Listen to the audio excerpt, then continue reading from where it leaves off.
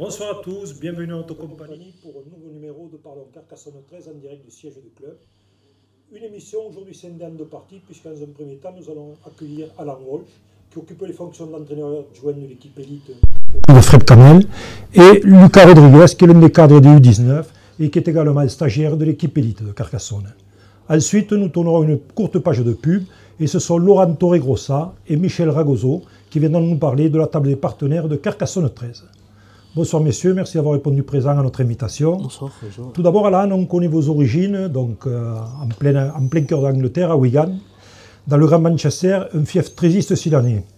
Quels sont les rapports que vous avez entretenus avec ce club? Même si vous n'y avez jamais évolué sous le maillot, c'est quand même un contexte qui vous a marqué, au moins rugbystiquement. Oui, quand j'étais petit, j'ai regardé toujours Wigan Warriors. Avant, c'était juste Wigan Rugby. Mon premier match, c'était Wigan contre Hull à Wembley en 1985, qui date un peu.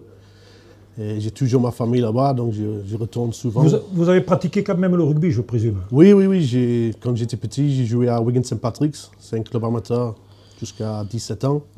Après, je suis parti jouer dans l'académie de Oldham. Et ensuite, donc, arrivé en France?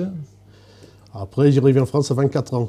Où j'ai joué pour découvrir le rugby français ou pour professionnellement ou... Non, c'était juste pour jouer. Dans ma tête, c'était pour jouer une saison.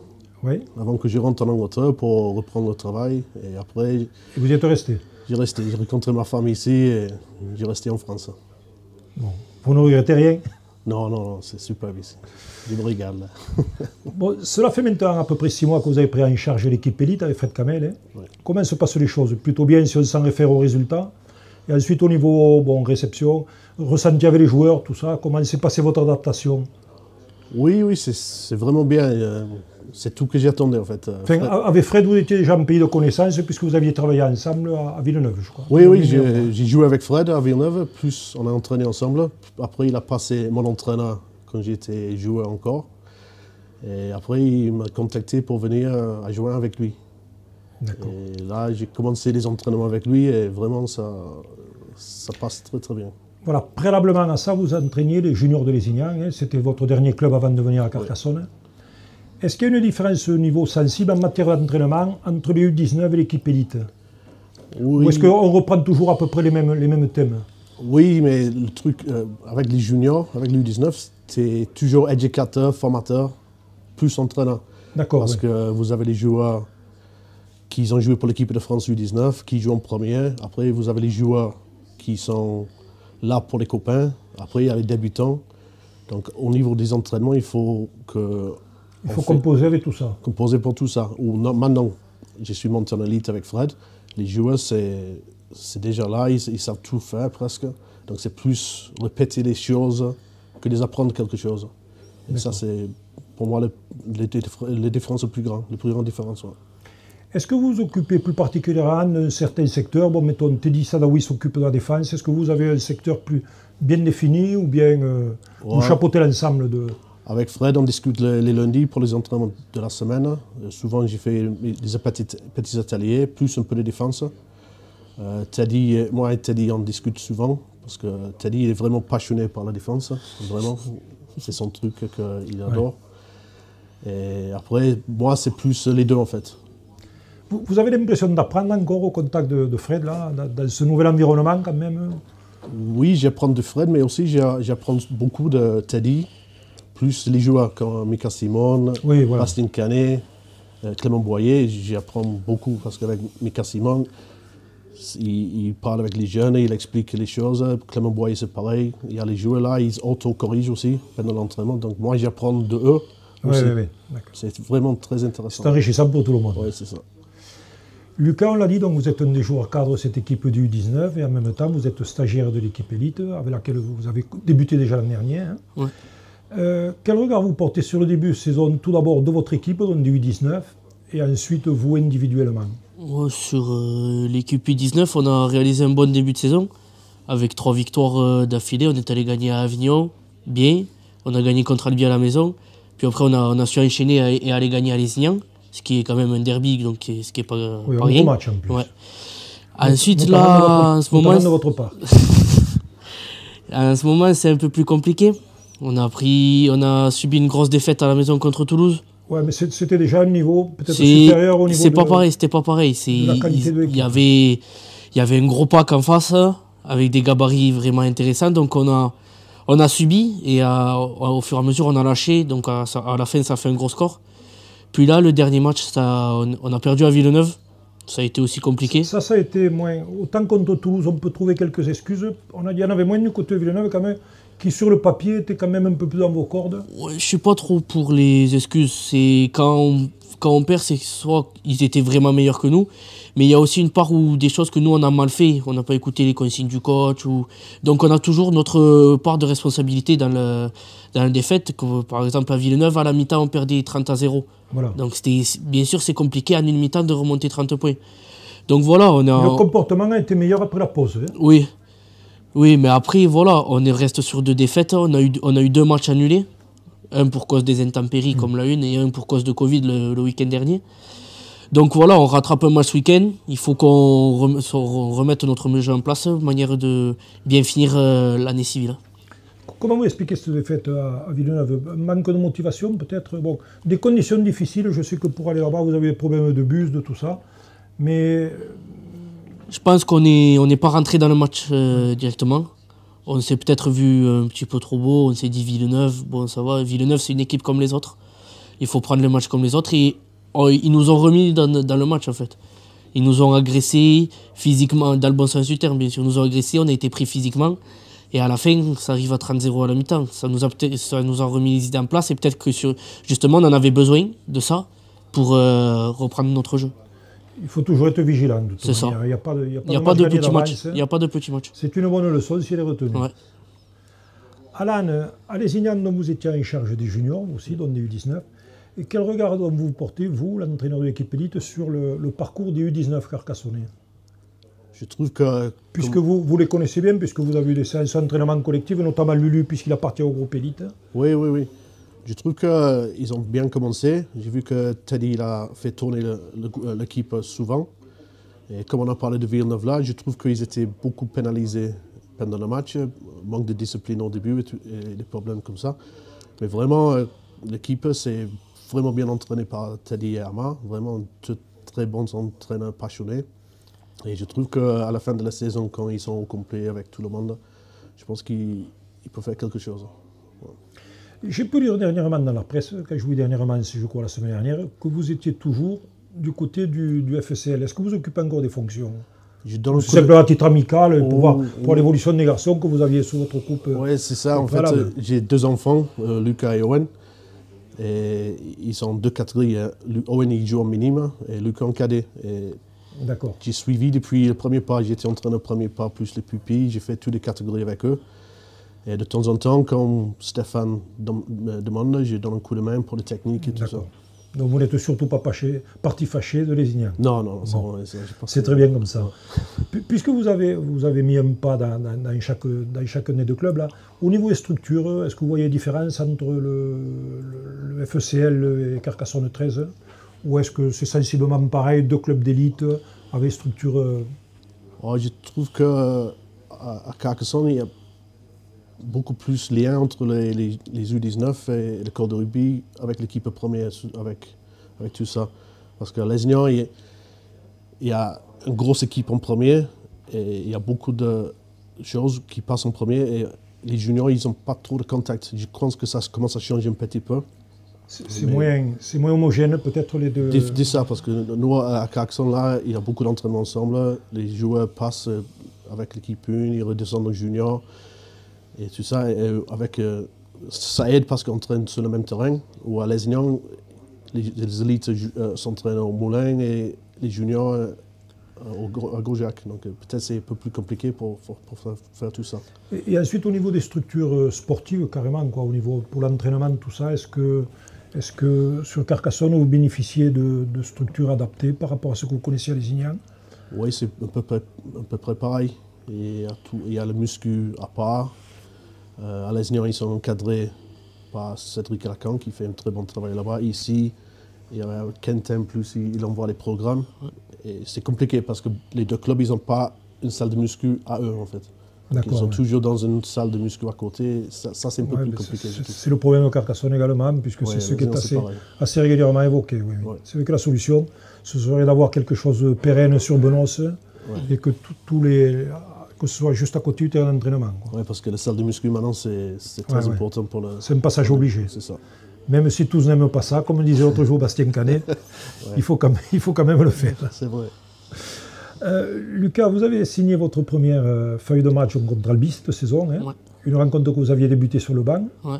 Comment vous avez vécu cette première de cette saison, donc, puisque vous aviez déjà débuté l'an dernier, comme on l'avait déjà dit? Oh, toujours content d'avoir la confiance des coachs et de pouvoir faire des matchs au plus haut niveau français. Après, c'est un match, comme je l'ai pris comme un match de rugby. Je commence sur le banc et puis quand on fait appel à moi pour rentrer, pour être sur le Vous terrain. n'êtes pas genre pas dans la tête quand même. Ah je non, crois, pas du tout.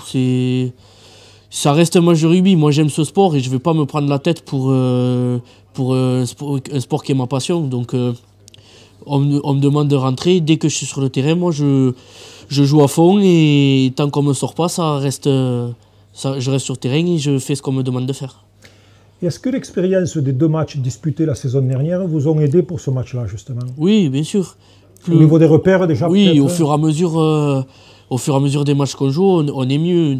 Puis l'équipe a pas trop changé entre la saison dernière et cette année, donc on avait déjà à peu près le même groupe. Donc je suis toujours encadré par les mêmes joueurs qui m'aident beaucoup, les anciens, comme parlait Alan, comme Michael Simon ou Clément Boyer qui est arrivé cette année, mais qui a vraiment une très bonne expérience. Donc qui joue à votre poste. voilà, en plus, donc ça, ils m'aident beaucoup et moi, ça m'aide beaucoup à me sentir mieux dans le groupe et à me sentir mieux dans les matchs lorsque je joue.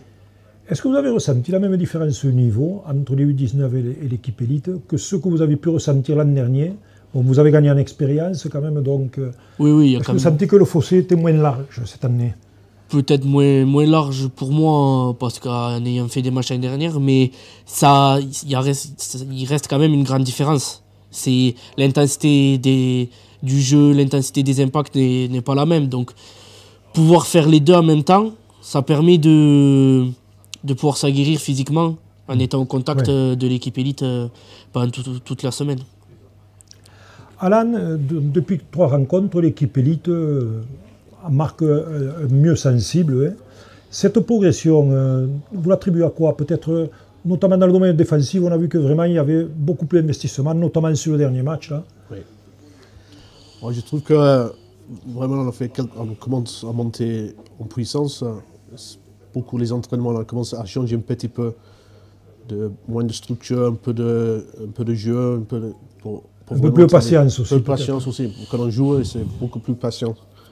Et les joueurs, j'ai senti avant les Catalans, la semaine avant les Catalans, vraiment ça montait en puissance. Oui. Tous les entraînements, ça montait. Ça voyait qu'ils étaient prêts pour le week-end. Oui, contre les Catalans, ça a vraiment été impressionnant. Dans le domaine défensif, ils les ont vraiment.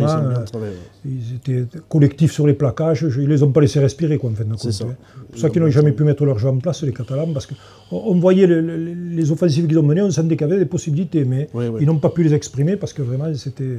Oui, on a vraiment bien travaillé en défense. Est-ce que vous avez d'autres sujets de satisfaction que la défense là, sur cette série de matchs là? Plus.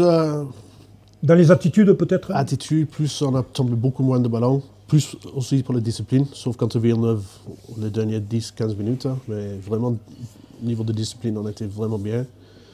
Et on a complété les chaînes et tout ça, on a monté le pression en fait. On ne peut pas juste, le bras de fer et tout ça, on ne peut pas juste marquer des essais non-stop. Des fois, il faut travailler. Ouais. Avant qu'on peut marquer des essais comme ça. Vraiment bien. Lucas, en votre qualité donc, de stagiaire de l'équipe 1, est-ce que vous sentez investi d'autres responsabilités par rapport aux U19? Quand vous revenez avec les U19, est-ce que vous avez une responsabilité, vous sentez une responsabilité de meneur, un peu de patron quoi, Forcément, on a la chance d'acquérir de l'expérience au contact de la 1. Donc, après, nous, en redescendant avec l'équipe U19, c'est notre devoir de faire part de cette expérience et de le mettre à profit de tout le groupe. Donc oui, forcément, quand on redescend pour faire les entraînements ou pour jouer les matchs, on a ce rôle de meneur parce qu'on doit amener les autres joueurs avec nous et leur faire ressentir qu'on est au contact de l'équipe 1, donc qu'on côtoie le plus haut niveau français. Donc on se doit, De passer devant. Voilà, de se mettre en tête de groupe et à ce que les autres nous suivent. On ne l'a pas évoqué tout à l'heure, là, quand je vous ai demandé quel était votre début de saison à vous personnellement. Vous avez été victime d'une blessure également qui vous a tenu éloigné des terrains pendant un petit moment. Ouais, ça fait après Lézignan, à l'entraînement après le match Lézignan, je me suis blessé, je me suis fait une petite entorse. Qu'est-ce que c'était la nature de votre blessure? Une petite entorse au genou.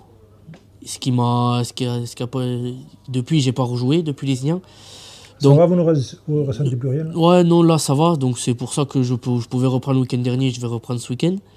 Mais ouais, ça m'a éloigné du terrain pendant un mois et demi, et on n'est jamais heureux quand le corps ne va pas bien.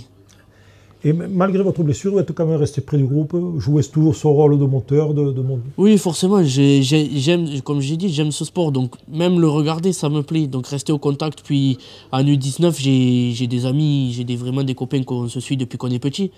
Donc ça m'intéresse toujours de rester au contact, donc ouais, je suis resté au contact. Alan, donc on l'a évoqué tout à l'heure, donc Carcassonne 13 reste sur une très bonne prestation contre les Catalans de Saint-Estève. Est-ce que vous aviez senti dans ce match quand même que chez les joueurs il y avait une détermination autre peut-être, qu'ils avaient pris enfin conscience de l'équipe qu'ils pouvaient être quand tout le monde jouait à fond et en observant bien les consignes des coachs? Oui, je pense qu'ils savent déjà que c'est une très bonne équipe. Je pense que là, quand ils ont perdu la finale l'année dernière, ils savent que cette année, il faut qu'ils travaillent un peu plus. Mais là, ça se voit qu'ensemble, l'équipe est très bien ensemble. Et avec les entraînements qu'ils font, ça voit que ça commence à progresser énormément. Et plus, contre les Catalans, ils avaient plus envie de montrer quelque chose. Parce que chaque match qu'on a joué, il y a toujours des petites excuses où Villeneuve n'était pas au complet, Toulouse n'était pas au complet. Donc ils avaient vraiment envie de montrer quelque chose le week-end dernier. Sur l'apport de Maïka à ces rendez-vous, oui. Comment vous le trouvez? Très bien. Il ne parle pas beaucoup, même en anglais. On ne sait pas ce qu'on lui demande. Mais vraiment, quand il a pris l'intervalle, il a l'air d'apporter ce pourquoi on l'avait fait venir. Hein. Oui. Apparemment, des courses tranchantes. Plus en défense, il est un bon joueur de champ. Il est vraiment solide, mais je pense qu'il a vu à Villeneuve, le premier ballon qu'il a pris, il a pris un gros tampon et je pense qu'il a compris qu'il arrivait en France, mais c'est en fait une très bonne. Il faudrait monter le curseur. C'est ça. C'est qu'avec Bastien Canet, ça fait une belle seconde ligne. C'est du lourd. Donc, Lucas, le match contre les Catalans, le vôtre, celui des U19, a été reporté en raison des intempéries. Puis il y avait des cas de Covid, je crois. Les cas de Covid, oui, à cause des cas de Covid. Et donc, vous allez faire votre retour à la compétition contre Bao, donc c'est ce dimanche à 14h à Domecq, en ouverture du match de l'élite contre Saint-Gaudens. Bon, cette équipe de Bao, c'est quand même une équipe de bas de tableau. Je crois qu'ils ont une victoire à leur actif et un match nul. Hein. Ouais. Donc, normalement, c'est une bonne occasion pour se refaire la cerise, comme on dit. Oui, bien sûr. Elle est considérée comme bas de tableau. Après, comme je l'ai dit avant, il ne faut pas le prendre à la légère. Il faut justement profiter pour reprendre confiance en nous et en notre jeu, vu qu'on reste sur 2 défaites, et mettre en place notre jeu et jouer. Et ça va nous permettre peut-être d'abord d'assurer une victoire. Et si jamais on est bien dans le match, peut-être d'assurer notre goal average au classement. Et de bien finir l'année, surtout, c'est important, avant d'avoir une trêve de 10 jours, de bien finir l'année. Ensuite, vous rattaquez-vous aussi par le derby à Limoux? Ouais, donc surtout, un gros match nous attend à la rentrée, de jouer un derby. Donc voilà, bien finir ce match, remettre notre jeu en place, pour, même s'il reste du temps, bien préparer Limoux quand même. Tout en profitant des fêtes. Bien sûr. Rassurez-moi. Vous, Alan, mais si tout va bien, donc, puisque avec Saint-Gaudens, on sait qu'il y a des difficultés au niveau de cette équipe, au niveau de l'effectif. Hein. Bon, mais normalement, Saint-Gaudens viendra donner la réplique à Carcassonne dimanche à 16h. Là aussi, bon, c'est une équipe qui est en difficulté, qui occupe la position de lanterne rouge au classement. Normalement, ça ne devrait pas poser de problème pour Carcassonne. On peut dire ça, mais après, ça fait 2 matchs qu'ils ont joués. C'était des matchs serrés contre Toulouse. Et le dernier match, c'était contre Villeneuve. Ils ont perdu avec peu. Donc vraiment, quand on voit l'équipe sur papier, c'est une bonne équipe. L'entraîneur, je connais bien parce qu'il était entraîneur à Toulouse en junior. C'est un très bon entraîneur. Donc je pense qu'ils vont venir pour faire quelque chose, pour montrer que vraiment, ce n'est pas l'équipe de dernière place. Donc méfiance quand même. Méfiance. Confiance mais méfiance. Confiance mais méfiance, ouais. D'accord. Donc Lucas, vous l'avez évoqué, donc tout à l'heure, la fin de l'année approche. Hein. Donc on va entrer dans la période des vœux. Qu'est-ce qu'on peut vous souhaiter pour l'année qui s'annonce? On va rabâcher un peu comme chaque année, la santé bien sûr. Après en termes de sportifs, faire mieux que l'année dernière. Ça reste un objectif. Carcassonne 13 est un grand club dans le rugby à 13, donc on cherche les titres. C'est un objectif clairement. Cette année, il y aura la Coupe de France en plus. Donc soit l'un, soit l'autre ou les deux au mieux.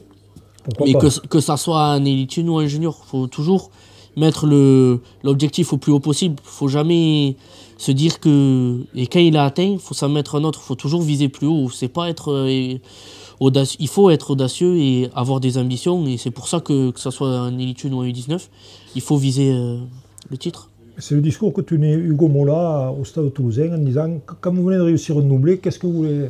Mais il ne faut pas se laisser aller. Sans ça, on retombe vite les pieds sur terre. Hein. Et vous, Alan, qu'est-ce qu'on peut vous souhaiter?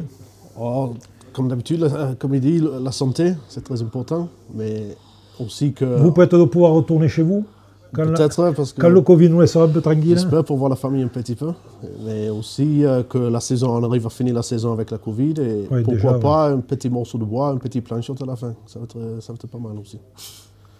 Eh bien écoutez, on va terminer là-dessus, messieurs. Merci, c'était très sympathique. On vous souhaite donc d'excellentes fêtes de fin d'année. Merci. Bien qu'on se reverra dimanche pour les uns et pour les autres. C'est ça. Et donc, on vous dit à très bientôt. Au revoir. Au revoir. Voilà, donc vous ne nous quittez pas parce qu'avant de retrouver nos deux prochains invités, dont Laurent Torregrossa et Michel Ragozo, je vais vous donner les résultats du week-end dernier et le programme du week-end à venir. Donc, pour ce qui est des résultats, les U15 sont imposés 23-14 à Pia. Les U17, également à Pia, ont carrément corrigé l'équipe locale en s'imposant 40-6. Et enfin, l'équipe élite a dominé Saint-Estève-Catalan sous le score de 41-6. En ce qui concerne le week-end à venir, les féminines reçoivent Toulouse Olympique dimanche à 11h30 à Benos. Les U19 reçoivent Bao dimanche à 14h à Domecq. Et l'équipe élite reçoit Saint-Gaudens dimanche à 16h à Domecq. Place maintenant à une page de publicité.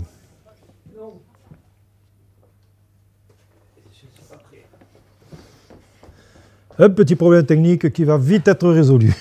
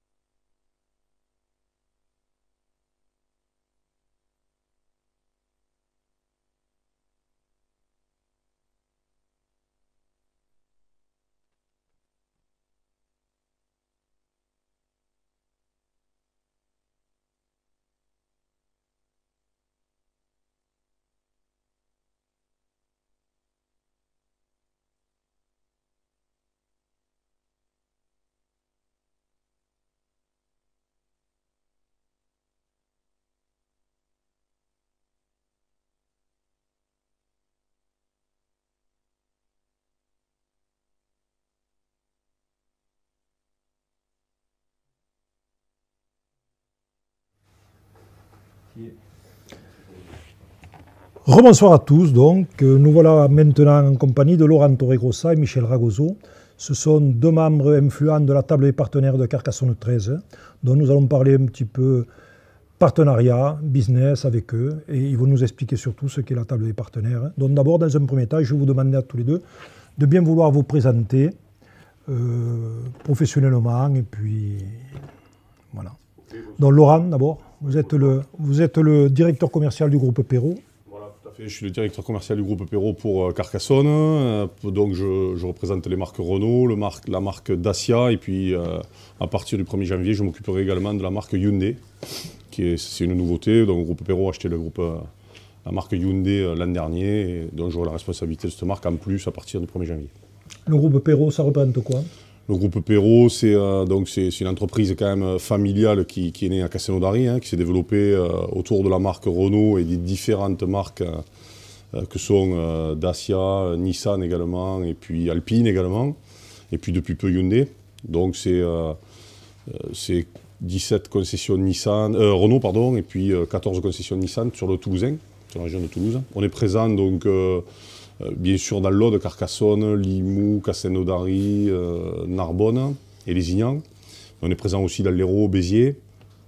On est présent dans le Tarn, Castres, Revel, Mazamet. Tout le Grand Sud. Quoi, ouais, on est présent également dans l'Ariège, tous les concessions de Pamiers, Foix, on va jusqu'à Saint-Gaudens et Giron. Et puis également donc, la partie Nissan qui est plus sur le Toulousain et en montant dans le centre de la France. Puisqu'on a quelques concessions à Toulouse, Montauban, on va jusqu'à Agen et sur Limoges, sur Brive en montant. Vraiment le Grand Sud. Ouais, voilà, le Grand Sud, ouais, tout à fait. Donc Robin Perrault et Rémi Perrault, qui sont mes patrons, donc, sont de Castelnaudary. Effectivement, ils sont arrivés à Carcassonne en janvier 2018 avec le rachat de Renault Carcassonne. Le rachat de Yves Mandegris à Renault Carcassonne. Ouais. Tout à fait. Vous, Michel, vous êtes le gérant de Sud. Lavage du Sud. Lavage du Sud, c'est ça. Précisément, voilà, c'est bien Sud, c'est Lavage du Sud. Oui, moi je suis gérant de Lavage du Sud. C'est une seconde vie pour moi en fait. Je suis quelqu'un de la location de véhicules, donc Hertz pour ne pas le nommer. Sur Carcassonne aussi sur la région en fait. J'étais directeur opérationnel enfin, pas le Grand Sud, mais on allait j'allais de Montélimar, Orange, en repassant, en revenant jusqu'à Foix, donc avec tout ce qu'il y a autour, hein, enfin au milieu. Donc j'ai fait plus de 30 ans dans la location de véhicules. J'ai ouvert à l'époque les premières lignes Ryanair à Carcassonne en tant que loueur, donc j'ai participé, j'ai vécu cette aventure et j'ai fait les premiers contrats moi-même sur les bords il n'y avait rien, hein, sur les bords de comptoir au niveau des Ryanair où c'était la deuxième destination française, Ryanair au départ, après Saint-Étienne. Il y a eu Saint-Étienne, puis il y a eu Carcassonne, ça s'est bien développé. Cette affaire est devenue grosse, très grosse pour un franchisé, parce que nous étions franchisés. Donc, a été vendue ensuite à Hertz France. Je suis resté donc dans le groupe franchisé. Et en parallèle, j'ai monté le Lavage du Sud, en fait, qui au départ ne traitait que les loueurs, en fait. On faisait des nettoyages loueurs. Donc, j'avais un rapport particulier, bien sûr, avec les loueurs. Et puis après, ensuite, on s'est développé. J'ai connu notamment Laurent lorsqu'il était dans une autre marque. Et puis, il m'a mis un peu le pied à l'étrier. Laurent est devenu ami, il m'a mis un peu le pied à l'étrier. J'ai continué les loueurs. J'ai fait du garage, de là, du particulier. Puis, on a pu, il y a 4 ans, laisser la structure où nous étions pour avoir une structure mieux placée, plus grande et plus surtout fonctionnelle. Donc on a bien grossi jusqu'au Covid où il y a un coup d'arrêt, parce qu'on est très touché, parce que moi je travaille beaucoup avec l'automobile, et l'automobile c'est compliqué aujourd'hui, et beaucoup avec le tourisme, notamment l'aéroport, qui a fermé pendant plus d'1 an. Donc il y a eu des chutes drastiques de chiffre d'affaires. Donc j'ai pu, grâce à la diversification de mes activités, j'ai pu maintenir les salariés, passer le cap. Là, ça va mieux, ça commence à aller mieux, mais ça reste quand même compliqué. Mais on va dire que je pense qu'on a passé le plus difficile. Et Lavage du Sud est implanté sur combien de... Non, Lavage du Sud, c'est Carcassonne, je vous dis, c'est une activité... C'est local. Voilà, c'est local, c'est une activité annexe. Alors, on est sur l'ouest carcassonnais. Aujourd'hui, nous cherchons à nous implanter sur le côté est carcassonnais et éventuellement sur les petites villes alentours, Castelnaudary, Limoux, pour pouvoir ouvrir d'autres structures. Mais on a les ailes qui ont été coupées en début 2020, quoi. C'était prévu sur 2020, c'est tout ça. C'est compliqué. Voilà. C'est compliqué. Mais bon, il faut rester positif, ça va revenir. Je suis positif. Donc vous êtes deux des principaux animateurs de la table des partenaires de Carcassonne 13. Est-ce que vous pouvez nous expliquer conjointement ce que c'est la table des partenaires de Carcassonne 13 ? Alors, vous pouvez échanger entre vous, et je vous laisse libre de... Oui, bien sûr. Donc, l'idée est venue à travers un petit partenariat au départ avec la SEC, enfin, avec la SC13, quand c'était la SC13. Bien sûr, dans l'automobile, on est partenaire de nombreux clubs, mais on a eu de suite un rapport particulier avec la SC13 à travers tous ces réseaux qui sont présents sur Carcassonne autour de ce club. En fait, on a rencontré quand on a échangé avec les dirigeants de la SEC, tout le monde nous avait dit, tu verras, viens, tu verras, il faut que tu essayes, parce que en fait, tu verras, la SEC, c'est une grande famille, il y a beaucoup, donc, bien sûr, il y a les joueurs, bien sûr, il y a les bénévoles, il y a les dirigeants, mais il y a aussi un grand cercle de partenaires, il y a des réseaux, voilà. Donc c'est vrai que j'ai voulu essayer pour voir. Et finalement, je ne me suis pas trompé, je me suis rendu compte qu'il ne m'avait pas menti et que j'avais beaucoup de retours au niveau de ce partenariat et que ça me faisait vendre, moi, des autos, des voitures, enfin voilà. Rencontrer les chefs d'entreprise, etc. Et donc, l'idée est venue, tout simplement, en discutant avec Francis Camel, avec Michel, l'idée nous est venue de le multiplier, de le démultiplier et de le proposer aussi à nos fournisseurs, à nos clients, etc. Et on s'est dit, pourquoi pas développer quelque chose autour qui nous permettrait d'échanger, de parler business, de parler sport, de parler valeurs du sport, valeurs de l'entreprise, etc. Et de faire tout ça en même temps. Donc, bon, l'idée est venue un peu comme ça. Et puis, Michel... Michel, vous étiez déjà, vous aussi, dans l'environnement de Carcassonne 13 ? Alors moi j'ai toujours, c'est une vieille histoire, Carcassonne 13, la SC, pour nous ça restera toujours la SC 13, Laurent l'a bien dit, donc c'est la SC, mais bon, on va appeler Carcassonne 13. Moi j'ai toujours, j'avais 15 ans, je venais voir des matchs, mon grand-père venait voir des matchs, mon père venait voir des matchs. Vous avez une culture asséiste de base. Voilà, j'ai une culture, enfin trésiste, j'aime le sport en général, moi j'ai fait du cyclisme en fait, en compétition, donc j'aime le sport en général. Mais la SC, le 13... est un sport que j'ai toujours aimé. Au lycée, on avait les 15istes et les 13istes, on était copains. Hein, mais, sauf sur le terrain. Voilà, mais bon, mais ça restait dans l'esprit rugby et ça j'apprécie beaucoup. Moi qui ai fait un sport individuel, j'apprécie beaucoup l'esprit collectif du rugby notamment. Et puis j'ai envie de me battre pour ce sport qui a trop longtemps été dénigré. Ça je ne le supporte pas. Donc c'est un sport qui mérite vraiment, qui n'est pas à sa place. Et qui, je l'ai déjà dit lors de notre première soirée au niveau des partenaires, ça me tient à cœur parce que c'est injuste, quoi. Il n'est pas à sa place, il mérite d'être défendu. Et j'essaie, avec mes petits moyens, de le faire. Laurent, avec votre physique, vous avez pratiqué ? Oui, je joue au rugby à 13 à Villalier. Je suis de Villalier, donc je joue au rugby à 13 à Villalier un petit peu. Voilà. Par le passé, mais c'est pareil, hein, j'ai le souvenir d'être venu voir de nombreux matchs de la SC13. Bon, comme je vous le dis, je suis partenaire aussi d'autres clubs, hein, à 13 ou à 15, et même dans le foot ou dans le handball. Et puis voilà, mais la particularité encore de ce club, c'est quand même les échanges, c'est les moments de convivialité, les moments où on parle aussi, bien sûr, business. Hein, et je pense qu'aujourd'hui, un club ne peut pas se développer s'il n'a pas autour de lui un cercle de partenaires important. Voilà. Alors, attirer un partenaire, c'est pas évident, Le conserver, le garder, c'est pas non plus évident. Voilà, il y a des gens qui viennent voir, qui repartent, qui reviennent, etc.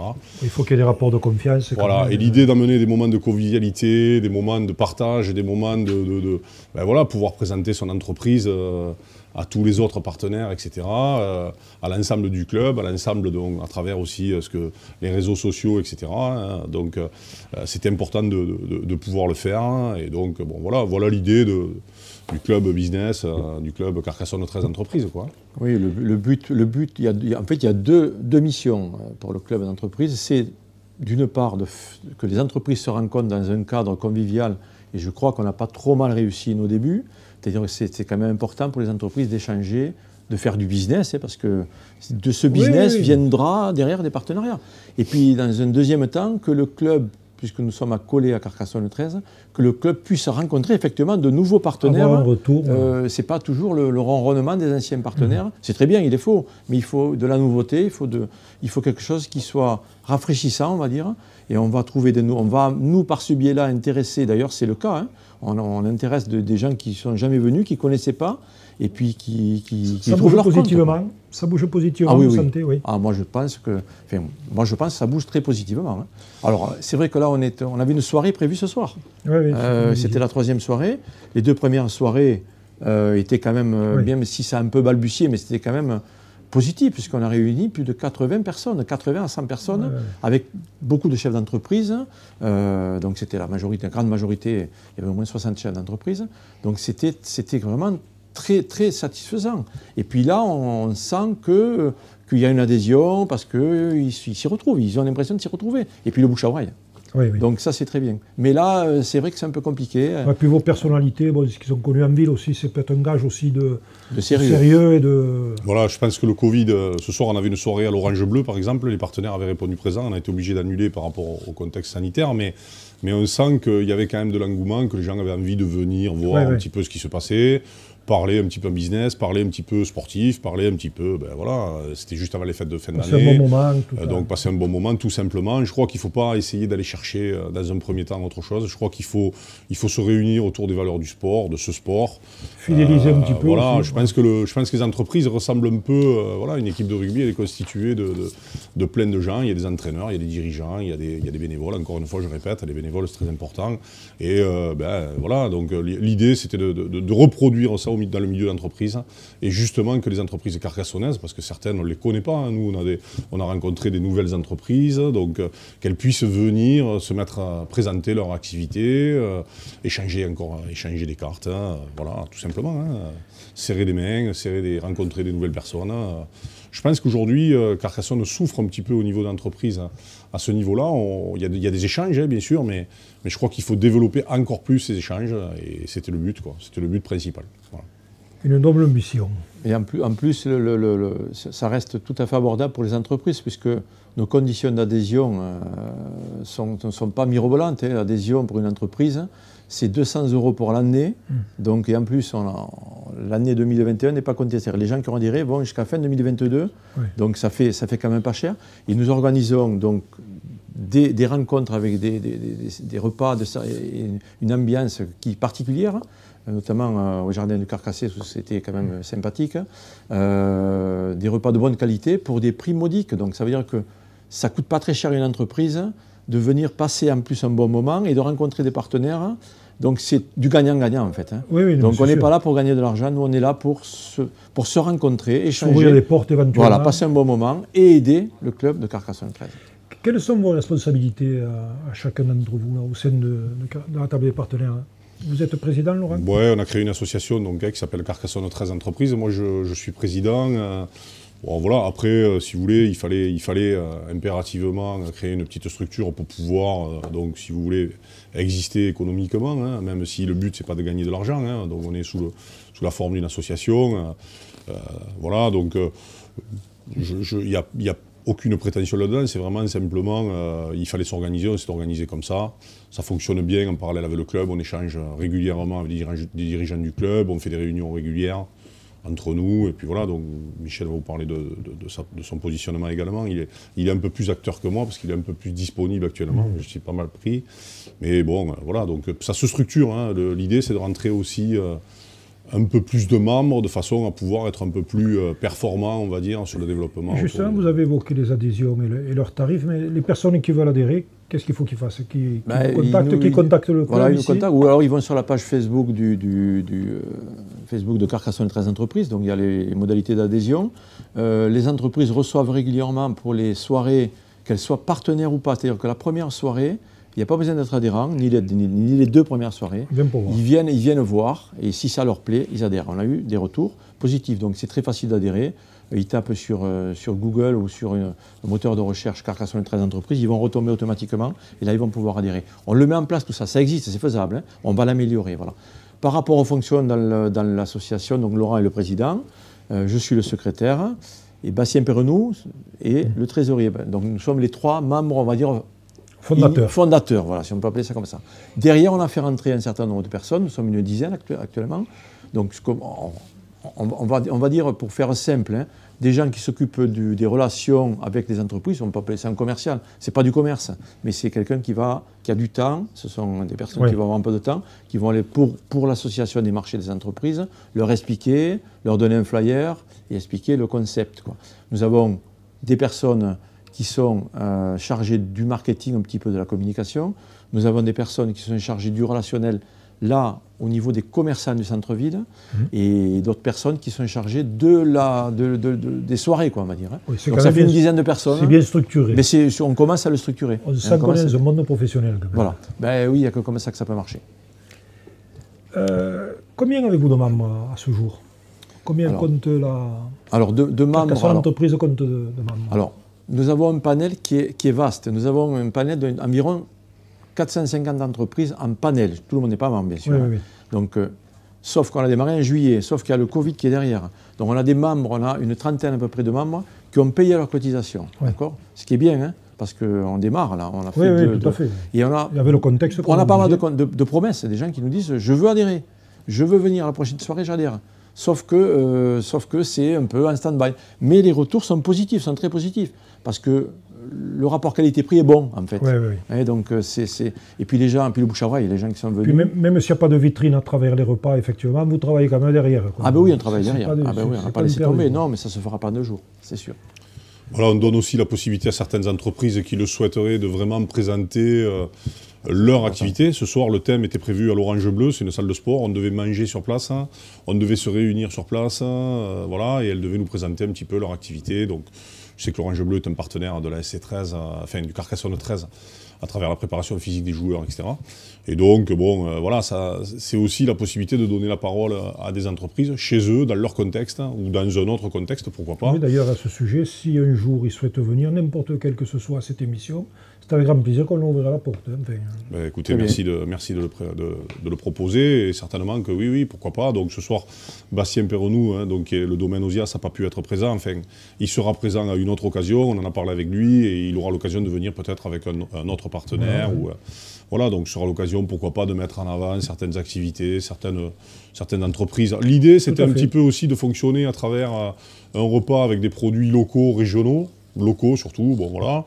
Et puis de présenter une entreprise, donc l'entreprise qui fournit ses produits, etc. C'est un peu le cas, je crois, au jardin du Carcassès, où Florent Rouanet, par exemple, a proposé son vin, son nouveau vin, etc., sa nouvelle activité. Donc c'était, voilà, le domaine Osias aussi, quand on a fait la soirée chez eux, bon voilà. Peut-être aussi une présentation d'une entreprise qui est un peu plus pignon sur rue sur la ville ou autre. Hein. Et puis également présenter, pourquoi pas, des startups, des gens des jeunes entrepreneurs qui se lancent. Et là aussi, Carcassonne 13 pourrait, à la volonté de mettre en avant ces nouvelles entreprises, ces créateurs d'entreprises qui souhaiteraient communiquer pour des conditions très, voilà, presque gratuitement, quoi, juste pour changer encore une fois, changer les cartes, quoi. Oui, il y a de quoi faire une belle vitrine. Oui. Ouais. En fait, il y a 3 entreprises dans le concept lui-même. Nous avons décidé que 3 entreprises, notamment l'entreprise qui nous reçoit, comme l'Orange Bleu, comme a dit Laurent, vont pouvoir se présenter, avoir en gros 8-10 minutes chacune, et présenter leur activité à l'ensemble des autres bien sûr, participants. Et c'est vrai que c'est une mise en avant qui en plus est diffusée sur les réseaux sociaux, qui est faite en direct, dans la convivialité, sans que ce soit trop long. Mais c'est quand même intéressant pour ces entreprises-là. Puis ça crée des liens, c'est vrai que ça fait des passerelles, effectivement. Exactement. Bien sûr. On va faire un petit tour quand même du côté sportif. Là. Comment vous jugez le début de saison de Carcassonne 13, l'un et l'autre? Comment c'est, Michel? Je commence. Bon, j'étais au match dimanche contre Saint-Estèphe 13 Catalan. Bon, ça a été bien dimanche. Ah oui, ça a été bien, oui, on peut dire que ça a été bien. Alors, c'était bien par rapport au score. Le jeu, Carcassonne a fourni un très gros match. Ah oui, oui. Mais l'opposition en face était un peu légère. C'est un peu dommage que moi, j'aime pas quand il y a des scores aussi... c'est la même équipe qui avait tenu les Ignans et qui avait perdu 2 points à les Ignans. Mais oui, alors, ça veut dire que Carcassonne 13 a été très fort. Non, mais c'est vrai qu'on a senti, on l'évoquait tout à l'heure avec nos invités précédents, là. On a senti quand même qu'ils avaient passé un cap, franchi un cap, au niveau de la solidarité, de l'impact physique. Tout à fait. On sent quand même qu'il y a eu du renouvellement, qu'il y a eu du changement au niveau des joueurs, qu'il y a eu du changement au niveau du staff, donc avec Alan qui est arrivé dans le staff. On sent que ça a mis un petit peu de temps à se mettre en place, et là on se rend compte quand même que l'équipe est en train de monter en puissance, de trouver un peu des automatismes, etc. Bon, voilà, donc c'est un plaisir de voir que les résultats suivent, c'est un plaisir de voir que tout le monde... Puis quand on voit aussi des jeunes comme ça qui sont intégrés dans l'équipe 1, etc., bon, ça fait toujours plaisir. Je pense qu'aussi la formation est importante dans un club, et Carcassonne 13 l'a bien compris, quoi. Voilà. Et Carcassonne 13 est un club quand même qui est bien structuré quand même, parce que... Mais c'est la question que j'allais vous poser justement. Comment est perçu, maintenant que vous voyez d'un peu plus près le club, hein, comment le percevez-vous au niveau des structures? C'est un club qui est quand même relativement bien structuré, avec les moyens dont dispose Carcassonne 13. Je trouve qu'il réalise des prouesses, quoi. Parce qu'avoir des joueurs de cette qualité, parce que les joueurs sont quand même de qualité, avoir un staff de cette qualité, avoir des bénévoles qui s'investissent autant, avoir je veux lever le chapeau aux locomotives, aux présidents, hein, qui sont là, qui se battent tous les jours. Vous êtes capable de faire des émissions en live, vous êtes capable de faire pas mal de choses qui montrent que le club est bien structuré. Je pense que c'est un des clubs de la Ligue A13 des mieux structurés. Enfin, c'est ce que je pense. Ouais. Donc voilà, mais c'est très bien. Donc il faut continuer, il faut progresser. Nous, on est là pour ça aussi, parce qu'en en organisant, c'est un maillon supplémentaire pour le club. Qui ne pourra pas grandir sans vous, sans les partenaires. Voilà. Oui, puis je crois qu'en fait, tous les clubs, la fédération, enfin, tout le monde est acteur. Je crois que les réseaux sociaux aujourd'hui, la communication, les images, les films, les pubs, etc. Et les émissions comme vous faites là, c'est la clé. C'est la clé. Les gens, s'ils ne sont pas visibles, ils sont anonymes, donc ils n'existent pas, ils ne viennent pas. Donc voilà, la clé, c'est de pouvoir être visible par le plus grand nombre. Les réseaux sociaux, c'est très important. Bien sûr, à travers Cédric. Cédric, chaque fois, il fait des émissions de qualité. Je me souviens la signature de Tuilagi chez Renault, etc. Les différentes vidéos qui ont été faites, ça met vraiment en avant. Voilà, c'est comme ça qu'on a créé, que l'idée nous est venue de le multiplier. Et je crois que c'est hyper important. Je crois que tous les clubs de la Ligue devraient prendre exemple, devraient peut-être se remettre en question, parce que c'est difficile, le contexte du rugby à 13 est difficile. La fédération devrait être peut-être un peu plus acteur pour inciter les clubs à se lancer dans des aventures comme celle-ci. Je crois que, bien sûr, Carcassonne 13 a la chance d'avoir cette histoire, l'histoire du club, voilà, et des gens qui ne lâchent pas, qui lâchent pas facilement. Je pense à Francis et bien sûr à Rémi, mais surtout aussi à tous les dirigeants autour, les anciens joueurs qui reviennent, qui sont présents, etc. L'histoire, ça compte, c'est les fondations, et puis après, maintenant, il faut construire le reste, quoi. Voilà. Est-ce que votre investissement envers le club pourrait passer par une intégration au comité directeur, si on vous demandait, au sein de ce club? Alors aujourd'hui, ça me semble compliqué. Je pense qu'il ne faut pas mettre la charrue avant les bœufs. Je pense qu'il faut que nous arrivions parce que ce club a quand même besoin de dirigeants, de nouveautés. De sève à l'intérieur, de jeunesse, excusez-moi. Oui, jeunesse. C'est pas péjoratif, parce que je m'associe aux anciens. Non, mais si vous voulez, je pense qu'il faut d'abord que nous structurions de façon la meilleure possible Carcassonne 13 entreprises. Il faut lui laisser un peu de temps pour grossir. Je prends l'exemple sur la table partenaire de Toulouse, la table ovale à Toulouse, qui a démarré, pas très gros. Carcassonne est aussi trésiste que Toulouse. Toulouse a un autre potentiel, c'est certain. Mais à niveau, si on relativise tout ça, on sait qu'on peut faire des choses intéressantes. Donc notre but premier, il est là. Il est de faire fonctionner ces rencontres et ce Carcassonne 13 entreprises pour amener des sponsors vers le club. Et ensuite, nous verrons bien. Mais je veux dire, le but premier est là. Après, il faut du temps, de l'investissement. Laurent n'en a pas beaucoup. J'en ai pas encore beaucoup. Mais effectivement, on ne peut pas tout faire. Mais la porte n'est jamais fermée. Parce que quand on a envie d'aider quelqu'un, on va jusqu'au bout. Elle est même entrouverte.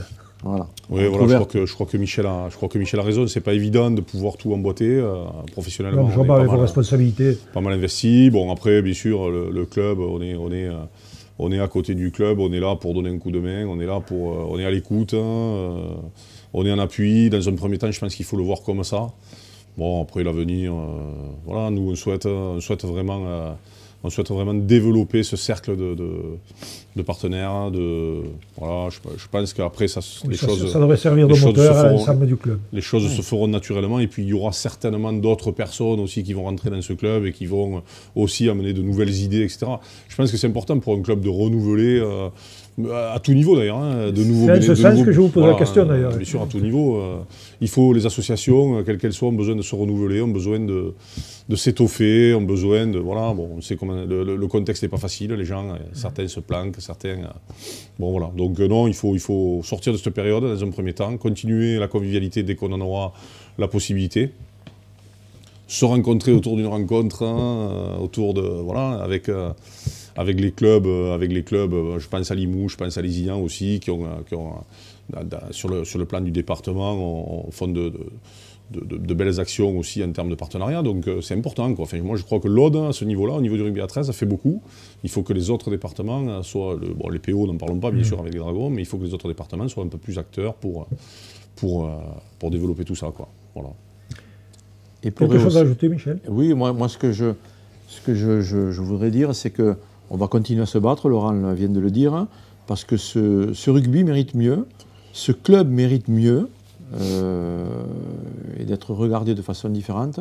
Donc c'est aussi pour ça que nous sommes là, que ce soit clair. Moi je ne dénigre personne, j'aime tous les sports, mais j'aime pas quand quelque chose se fait matraquer à longueur de journée, quand certains journalistes vous occultent, et c'est pour tout pareil, c'est pas que pour le sport, c'est pour tout.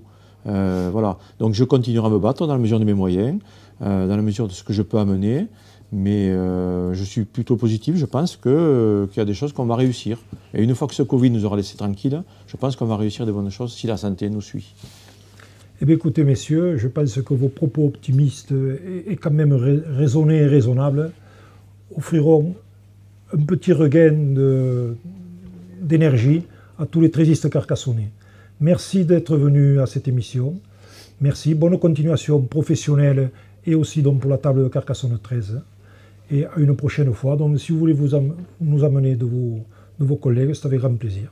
Voilà, on les accueillera. Merci beaucoup et bonne fête à tout le monde trésiste. Merci. Et à vous tous, donc, rendez-vous la semaine prochaine, parce que nous ne ferons pas de pause avant Noël. Donc rendez-vous jeudi prochain, même heure, même programme, pour de nouvelles aventures en jaune et noir. Bonsoir. Bonsoir.